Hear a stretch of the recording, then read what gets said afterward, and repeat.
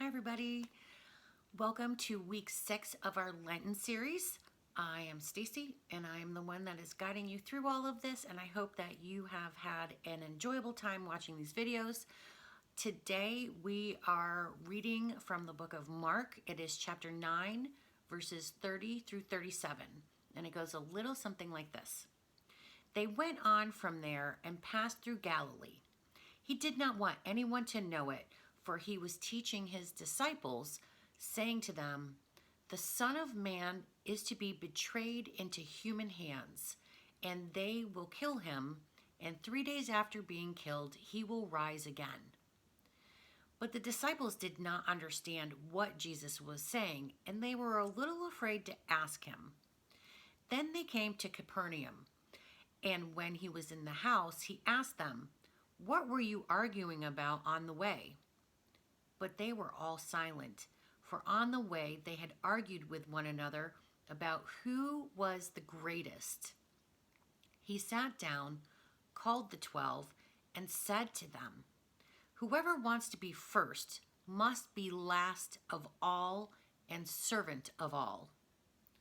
Then he took a little child and put it among them, and taking it into his arms, he said to them, "Whoever welcomes one such child in my name welcomes me, and whoever welcomes me welcomes not me, but the one who sent me." So what is this story trying to tell us? Well, let's think about where Jesus was living and what life was like back then. So Jesus lived in the Roman Empire, which dominated the country of Israel. The Roman Empire treasured obedience and worship of the emperor. The Roman Empire was not pleased with Jesus because he taught a different way of life, and people were attracted to what he was saying, his messages. And they saw him as being disruptive because he treasured people, even the ones that the Roman Empire hated. Roman authorities became more and more frustrated with Jesus, but Jesus did not back down. This is what Jesus was speaking about when he said the Son of Man was going to be betrayed and killed.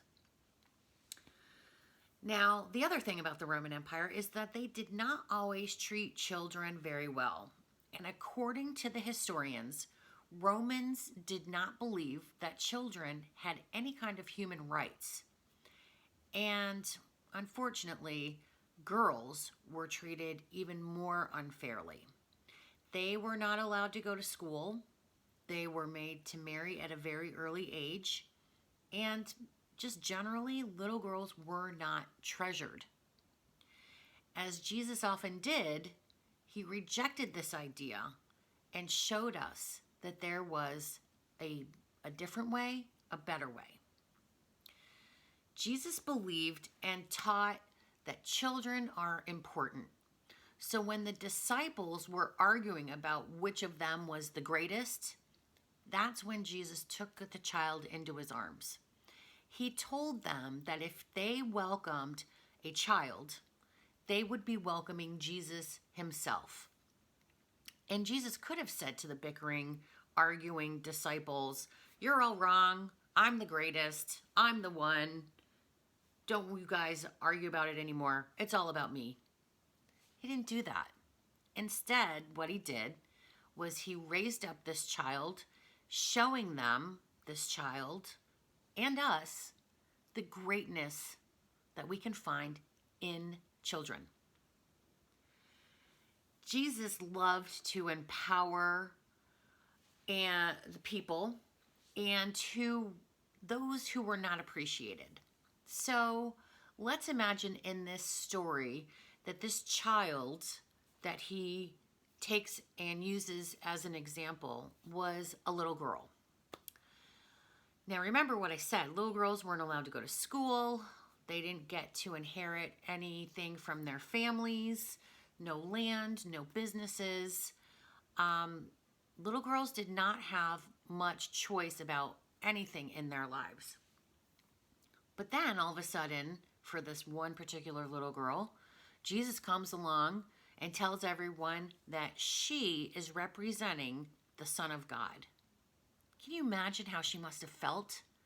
Do you think that she felt treasured during that experience? That she felt loved and whole and complete? Probably. I would think so. So, all children should feel treasured by their families and in their communities. When we're tempted to argue with one another about who's the best or the greatest, who should be in control, who gets to make the decisions, Jesus shows us people are the true treasure. And it's not about being in that top spot. It's not about being the best. It's not about having the most. It's not about being the greatest. So I want you to think, and I'm sure we all have these days, on days when we don't feel like we're a treasure. That's when you should go to someone that you trust, a trusted family member or your best friend, or whoever that you can confide in, and tell them that you're kind of feeling that way. Not really feeling much like a treasure today.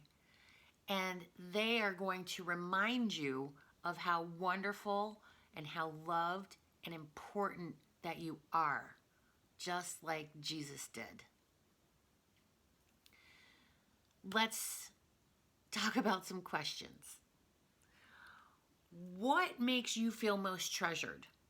We kind of touched on this in the previous videos about what makes us feel complete, or we talked about the word perfect and how that word meant something different in the days of Jesus. But still, what makes you feel treasured? Is it something that you do? Is it someone, when they say something to you? Is it an accomplishment? And how do you know that you're treasured in your family? Is there something special that your family does that makes you feel special? Or is there something that you do that only you do in your family and that makes you feel treasured? And in those moments where you don't feel treasured or you don't feel loved, what do you do about that? Is there somewhere you go? Is there someone that you talk to? Do you write in a journal? How do you cope with that? Because that's a very important thing to know how to deal with. Sometimes grown-ups forget to give children choices or the opportunity to make some decisions. And when a child doesn't get to make choices, would you say that you don't feel like you have a lot of power or control over what's going on with you? So, is there a way that your family does something to respect or incorporate your voice, your opinion, your thoughts into decisions that are important with your family? Well, here's your activity for today. Your family activity is, I'm going to give you, last time I gave you pearls to choose from about things that you could do as a family. And it's kind of like that again. I'm going to give you some choices, some ideas of what you can do as a family, but letting the children take control of this specific experience. So it would be something like, let the children in the house choose and make dinner, with help, of course. Let the children choose an outdoor family activity, weather permitting. Weather permitting, or so let the children in the house, in the family, choose an indoor family activity.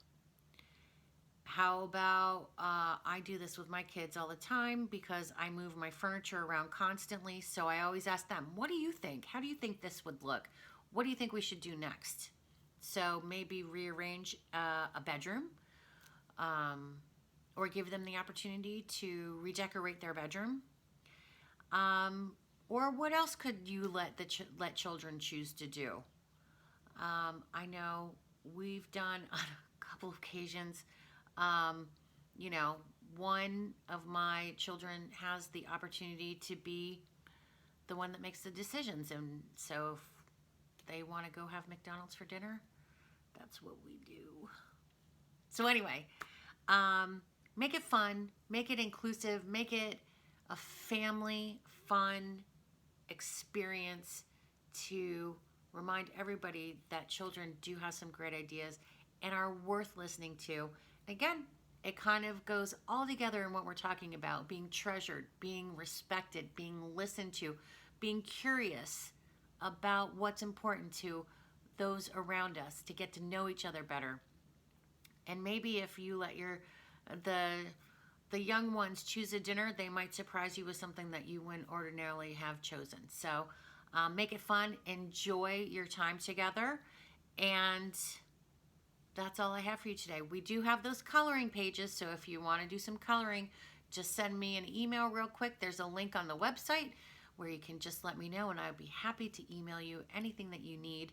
And I just hope that you're enjoying this experience. So thanks for joining with me, and let's close with our prayer today.